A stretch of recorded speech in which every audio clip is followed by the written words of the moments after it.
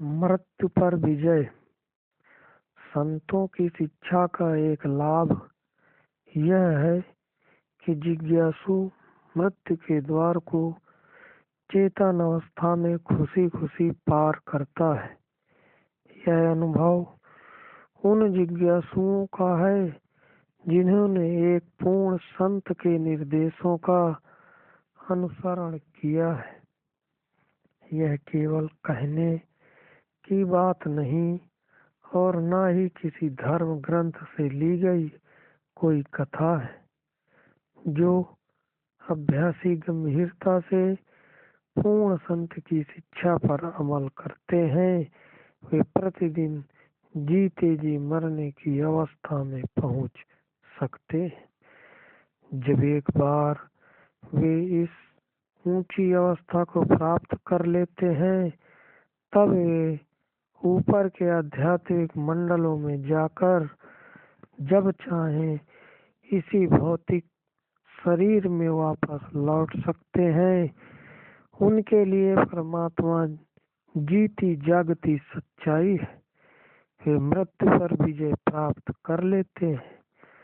साधक के लिए जीते जी मरना आध्यात्मिकता का मुख्य पहलू है, क्योंकि ऐसी मौत के बाद ही आत्मा वास्तव में जी उठती है।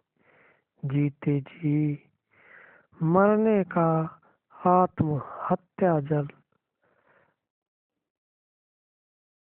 जलाए जाने या दफनाए जाने से कोई वास्ता नहीं, बल्कि यदि हम यह तकनीकी सीख लें तो हम सदा के लिए जन्म मरण के चक्र को खत्म कर सकते हैं और अमर हो सकते हैं।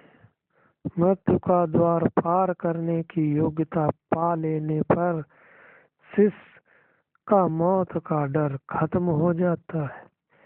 हम वास्तविक जीवन का अनुभव तब तक नहीं कर सकते जब तक हम मृत्यु मंडल को पार नहीं कर लेते।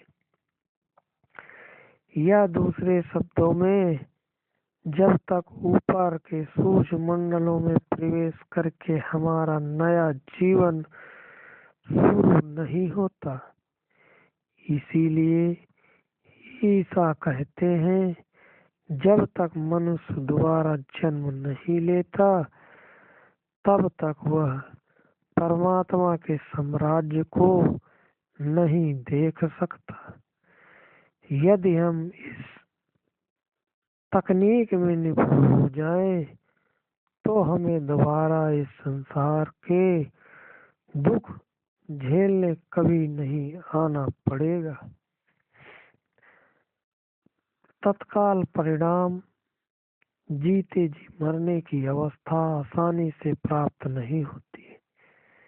केवल वे लोग ऐसा कर सकते हैं जिन्होंने मन को वश में कर लिया है, सभी इच्छाओं और कामनाओं को खत्म कर लिया है और अहंकार को नष्ट कर लिया है।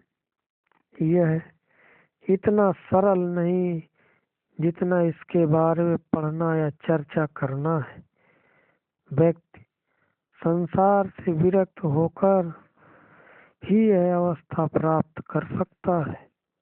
जब तक इच्छाएं हम पर हावी हैं, आत्मा शरीर के दायरे से ऊपर उठ नहीं सकती। केवल अपने आप को शरीर और मन से अलग करके ही व्यक्ति जीते जी मरने की अवस्था प्राप्त कर सकता है।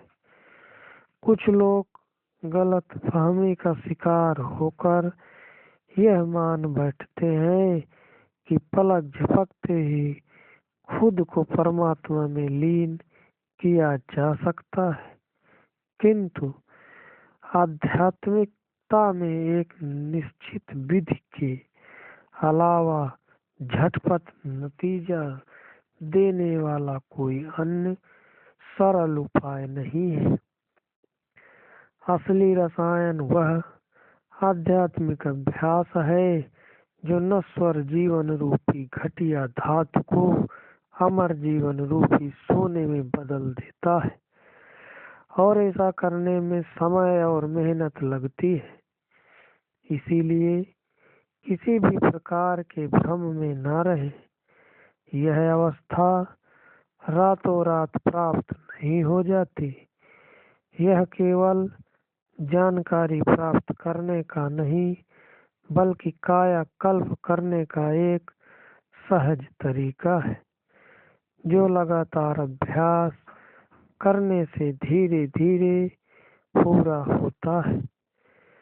जब हम कोई कार्य आरंभ करते हैं तो तुरंत ही परिणामों के लिए उत्सुक हो जाते हैं।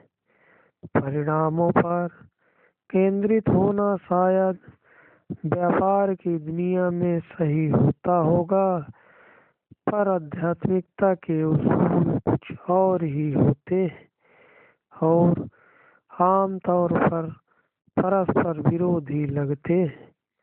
पहला उसूल, यदि फसल होना